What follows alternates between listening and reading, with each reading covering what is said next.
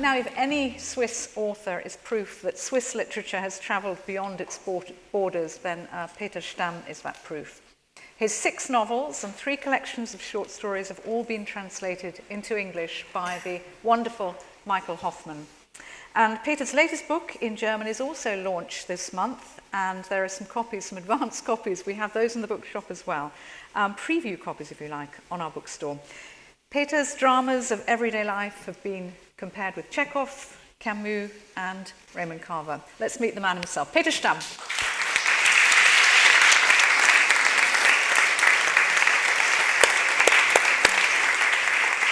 We meet again. We had a wonderful evening at the British Library last night, and we were able to speak for quite a long time. We had a good hour and a half talking about literature. What's it been like for you tonight, listening to all the other authors? It's always fascinating how diverse Switzerland is. Yeah. Not just Switzerland, but Europe. And I mean, Yes. how many languages there are, how many points of view, and yeah, it's wonderful. And the great thing is also is when you all meet as well, even if you haven't met before. I mean, last night I was saying to you, oh, you should read this of Deborah's, and you should read this of Peter's, and so on. That's been the great thing. You've already been saying, oh, who should I read of, Jalou or whoever. That's wonderful as well. And I do think that you and Deborah's writing, the precision of your writing is very good. Although Deborah goes much more into the head, and you stay outside there. You stay outside there. Now, I want to ask you first, I want to talk a little bit more about, yesterday we spoke about, a lot about your books, but I want to speak more about you in Switzerland. Now, when people compare you to writers like Camus and Carver, what does it feel like for a writer to be constantly compared with people like that, or with Frisch or Dürrenmatt, and We just spoke to Pedro about that. I mean, we all agree, I think, that it's no actual use to compare any writer to any other writer, because we're all different, and you're partly embarrassed, partly astonished. Why did they come up with Camus? Whoever? Yes. I mean, that's all writers I love. I've read and I admire, but it doesn't really mean that much. What about the inspiration for you? Monique was talking about her love of Max Frisch and Robert Walser and so on. I mean, they're good inspirations, aren't they? Are they important for you, the great Swiss monoliths, if you like? Not really, no. Well, when I studied English literature, so it was mainly influenced by English-speaking authors, and I discovered Max Frisch much later, when I already had my style, I think. So he was not an influence. I think he's a great author, but he was not an influence. That's probably why you're such a good contemporary Swiss writer, or a great flag for Swiss literature. But why do you think Swiss literature is so little known in the rest of the world? Isn't. I mean, we're a small country, so just statistically, I'm a bookkeeper. I used to be a bookkeeper.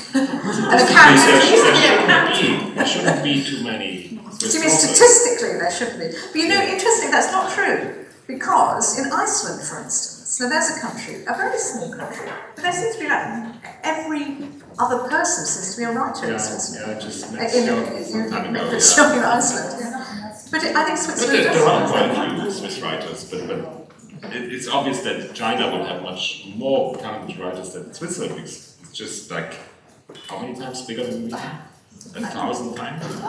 Any reckoning how much bigger China is than Switzerland? We'll take any offers for that one. But do you call yourself, you are a Swiss writer. Are you proud of being a Swiss writer? I think Peter Wixel has given the answer for all of us. He said, I'm not a Swiss writer, I'm a writer from Switzerland. And I would say the same thing. I mean, I'm not, being Swiss doesn't change my literature. I'm from Switzerland, obviously, and I love Switzerland, and it's in me. I mean, my whole character is formed by Switzerland, but I wouldn't call my literature Swiss literature. It's just literature. But and as I say, it has all this character. Your writing, that's probably why it's done so well in English as well. And also you're a fantastic translator. But because it does, the way you write does cross borders very beautifully. wonderfully. Yeah, but that's the whole the whole point of literature, I think.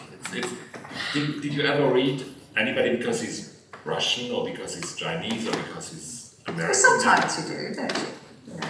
When you go to, yeah, that's always the question I fear when I go to Mexico. So, and then I know before I go there, they will ask me which Mexican writers have you read, and of course I haven't read any. I think then I realize I have, but I don't remember the names. They were Mexican, yeah, yes. but it's always and that's not the point. No, I'm not reading a guy because it's Mexican. I'm reading him because he's a great author. Yes, and I didn't realise when I first read Agnes that you were Swiss. Which it is. It's a very interesting thought. But now you're as this kind of flagship for Swiss literature, which I think is interesting as well. But do you think you'd be more famous if you were Swiss? Well, we don't have the problem that we heard before, that from the French-speaking part, they really have a problem to find. They have a. I can tell from Nicolas, he has an identity issue there, a language issue. I think it's easier for Swiss Germans to find a publisher in Germany, which helps a lot. I mean, it really helps to have a publisher in Germany. That's just a fact. But that goes back to this whole problem, if you like, of Swiss literature and publishing, because you go outside Switzerland to be published. Yeah. But you might. Well, at least it's very easy to go outside of Switzerland because it's so small. So whenever you move, you're almost immediately you left the country. I mean, you can't move without leaving the country almost. Now, this your latest book, which we were talking about last night, To the Back of Beyond, which is really, really wonderful. It's your most Swiss book, really. There's lots of mountain in it, lots of walking, and which is another thing. Is that a compliment or? It's a compliment. It's a wonderful, wonderful book. You know I love it. But there's definitely a lot of walking, and there is this tradition in literature of the great walkers, and there are some great Swiss walkers as well. There's Gerhard Meyer, we were talking about last night. Robert Walser. Pardon? Robert Walser. He's a great walker. Now, do you think you have to be able to walk to be a good Swiss writer? Well, it helps. It helps. Well, I once wrote about the Swiss army, and I said we don't have money to buy them weapons, planes, whatever. So they mainly walk. So we have the best walking army, and it's a very Swiss thing to walk. It's a small country, so you can get wherever you want by just walking there. Switzerland's actually quite a built-up country. There's a lot of building on green land and so on too, and people don't think about that with Switzerland. But in this book, in particular, To the Back of Beyond, you've written about the beauty of Swiss nature and of the mountains. I mean, absolutely wonderful descriptions of Swiss. Also swimming. And of swimming, yes, absolutely. There are some lakes in it. There is a very good swimmer. Astrid's a it. swimmer. You must exchange books afterwards. But that is something I know that struck you very much about. It's almost like rediscovering the beauty of your country in this book too. Did you fall in love again with your country, or did you never fall in love? When you were writing, you made these walks, didn't you? I always walked. I love to be outside. I love to walk. I love to swim. And I'm always astonished when I meet people who don't walk, because I think it's the most natural thing to do. And then we sometimes forget that it's not so easy to walk in different countries. Now, your wonderful character of Thomas in To the Back of Beyond, this couple, Thomas and Astrid, and Thomas just gets up one day and walks out of the family home. No explanation, nothing. He's got a happy marriage, lovely children, and he just walks. And we don't quite know what. He walks up into the Swiss mountains, or down south into the Swiss mountains. Why does he do that? Because he can, I think. There is this wonderful Swiss writer, Hugo Lötscher, who died some years ago. And whenever you asked him about his roots, he said, people don't have roots, people have legs.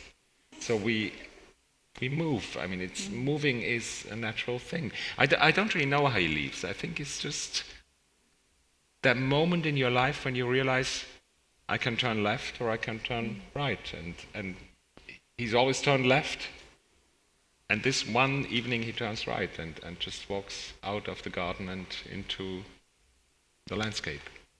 It's an absolutely magical novel, and it's beautifully written as always. And it's the story as with all Peter's books, stories of everyday life, and everyday people. And then there's a boom, something happens, and it completely changes their lives forever. Now, you're going to read for us from an essay you've written about Switzerland. Yeah, very unlikely one. Which, I never associated you with football. No, I think I've seen one football game in my whole life. And then I was asked to write for this book called The Intelligent Fan's Guide to the Football World Championship. And I thought that they won't sell that, because is there any intelligent fan at all? And then I realized, I'm sorry, I realized there are. Excuse me, yes. It was a big success, I'm sorry. It was a big success.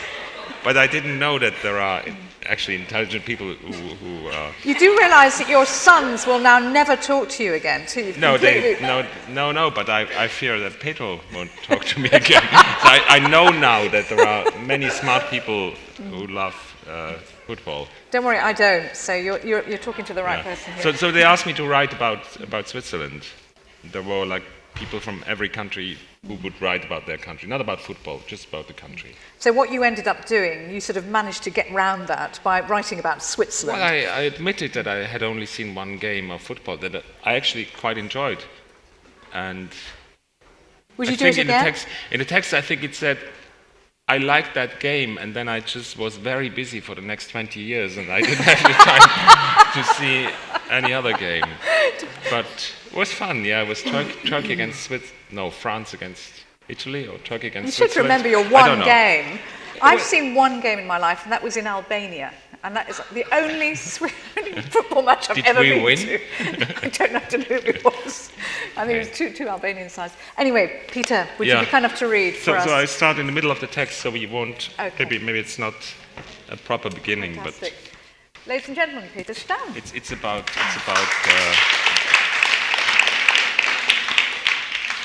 the Swiss self-image. Switzerland hasn't behaved much worse in the past than other European countries, but the self-critical Swiss are adamant that Switzerland remains a special case, either the best country in the world or the worst. They haven't quite decided. Switzerland as a country, like any other, only smaller and wealthier than most of the others, that's something that a lot of Swiss find impossible to swallow. The image we have of ourselves is almost as naive as the image the foreigners have of us. Instead of being proud of Rousseau and Le Corbusier and Godin, we hold up Heidi, here she is again, and William Tell, both of whom are fictional. Our pride is vested not in exceptional men and women, but in these icons of averageness. Instead of seeing ourselves as the modern, cosmopolitan, industrial and service economy that we are, we cultivate the image of a peasant mountain democracy. And yet the Alps, our trademark, are very sparsely inhabited and barely used for anything else than skiing and hiking. The greater part of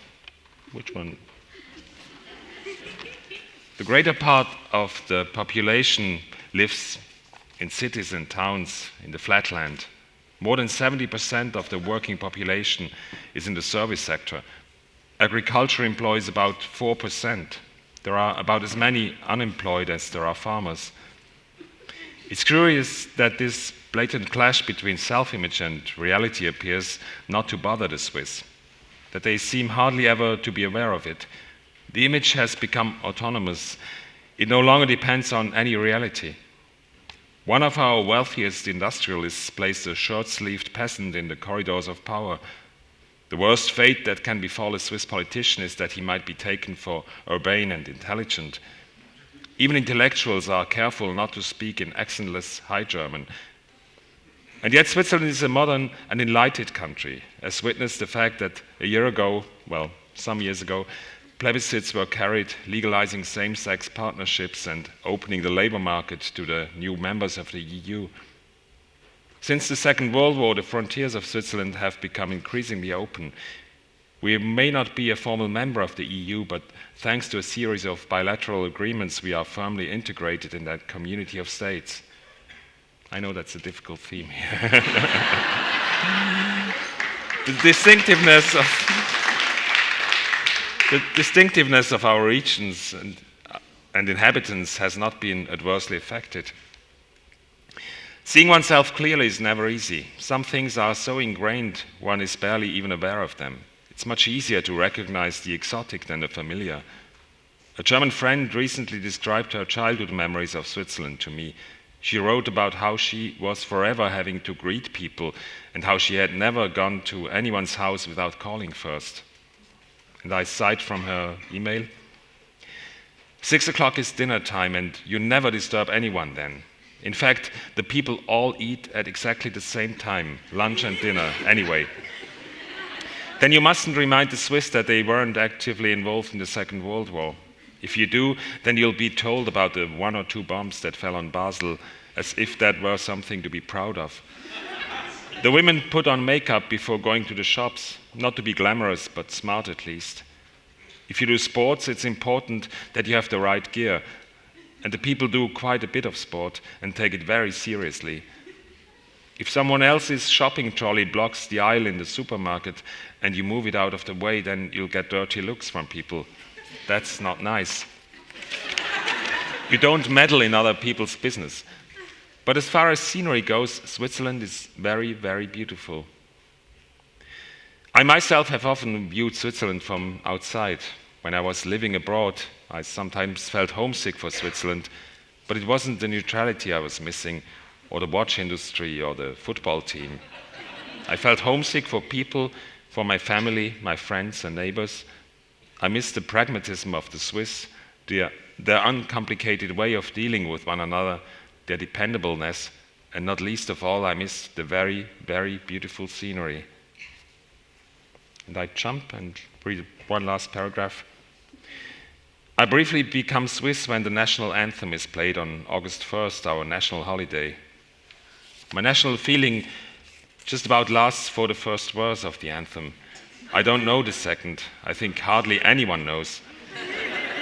People organizing the various celebrations have cottoned to the fact. By now the text of the anthem is printed on the back of the program in many places. But the climax of the festivities is not the speeches or the singing of the rather undistinguishable anthem, but the fires that are lit on the mountaintops to indicate the true frontiers of Switzerland. All that you can see is home. Yeah, thank you.